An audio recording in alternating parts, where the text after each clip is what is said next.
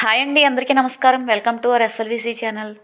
ఈ రోజైతే మా క్యాటరింగ్లో తయారు చేసే లెగ్ పీస్ కబాబులు చూపించాలనుకుంటున్నానండి. మీకైతే నేను చాలా సింపుల్గా తయారు చేసుకోవచ్చండి.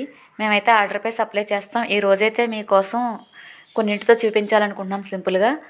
దానికి కావాల్సిన పదార్థాలు వచ్చి లెగ్ పీసులను ఇలా నాటిపెట్టి పక్కన పెట్టుకున్నాం శుభ్రం చేసి. కోటింగ్ తయారీ విధానానికి ముందుగా అల్లం వెల్లుల్లి పేస్ట్ 2 స్పూన్లు, పచ్చిమిర్చి పేస్ట్ 2 స్పూన్లు, మైదా కొద్దిగా, కార్న్ఫ్లోర్ 2 స్పూన్లు, ధనియాల పొడి 1 స్పూను, గరం మసాలా 2 స్పూన్లు, కారం 2 స్పూన్లు, ఉప్పు తగినంత, మిరియాల పొడి 1 స్పూను, పసుపు కొద్దిగా. ఇవి వచ్చేసి క్యారెట్, ఉల్లిపాయని సన్నగా తరిగినవండి. వాటి గురించి కూడా మీకు చూపిస్తాను ముందు.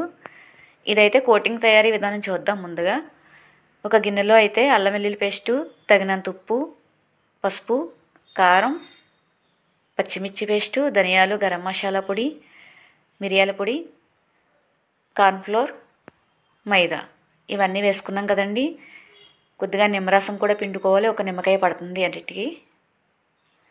అంతా తయారైన తర్వాత కొద్దిగా వాటర్ వేసుకుని బాగా మిక్స్ చేసుకోవాలి. ఇది మరీ టైట్గా కాకుండా లూజ్గా కాకుండా చూసుకుని చూపించిన విధంగా కలుపుకోవాలి.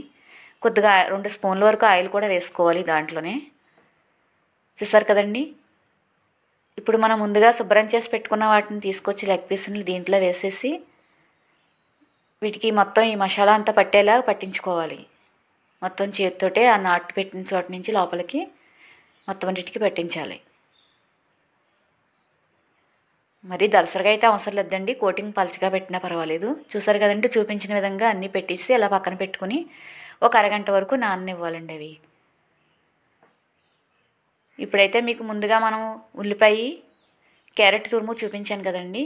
దాంట్లో కొద్దిగా పసుపు, ఉప్పు, కారం, నిమ్మరసం వేసి ఇలా మిక్స్ చేసి పెట్టుకోవాలి పక్కనే.